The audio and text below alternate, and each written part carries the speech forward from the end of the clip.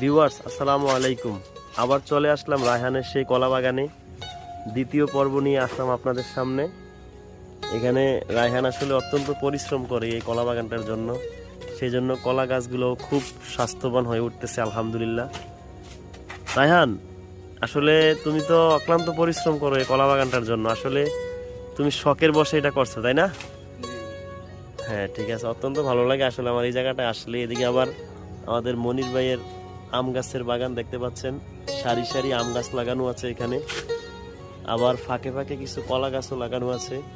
এই জায়গাটা আসলে একেবারে নীরব, কোনো মানুষের কোনো কোলাহল নাই, একেবারে প্রকৃতির মাঝে গাছপালার মধ্যে, একেবারে প্রচুর গাছপালা এখানে, ঠিক আছে। চারপাশে শুধু গাছগাছালি, আপনারা হয়তো ক্যামেরায় দেখতে পাচ্ছেন, পুরো একটা বন জঙ্গলের মতো এই এরিয়াটা। হ্যাঁ, খুবই ভালো লাগে। আমি মাঝে মাঝে আসি এখানে, এসে বসে থাকি, যখন গরম বেশি লাগে তখন এখানে আসলে একটু প্রশান্তি পাওয়া যায়, ঠান্ডা একটা শীতল হাওয়া এখানে সবসময় বিরাজ করে।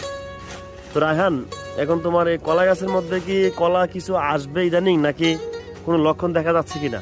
লক্ষণ দেখা যাচ্ছে কোনটা দেখি দেখি একটু দেখি, দর্শকদেরকে আমি একটু দেখাই। রায়হান দেখাও তো কোথায়। এখানে যারা কলা চাষ করে তারা চিনবে এইটা যেটা। ও আচ্ছা আচ্ছা, হ্যাঁ ঠিক আছে। দর্শক আপনারা দেখতে পাচ্ছেন এখানে একটা কলার ছড়ি, হয়তো এটাতে কলা ধরবে মেবি। হ্যাঁ, এটা বাড়িতে। আর কোনো গাছে কি আসছে? না, না, একটাতে আসছে। হ্যাঁ, এটা আসবে, এটা তো আসবে। যাক আলহামদুলিল্লাহ আলহামদুলিল্লাহ, দোয়া করি তোমার প্রত্যেকটা গাছে প্রচুর পরিমাণে কলা আসুক, সেই কামনা করি আমরা। আসলে আমি যখনই এদিকে আসি রায়হানের সাথে দেখা হয়, কারণ রায়হান সবসময় এইসব কৃষিকাজ নিয়ে ব্যস্ত থাকে, বেশিরভাগ এই কলা বাগানের কাছাকাছি রায়হানকে পাওয়া যায়।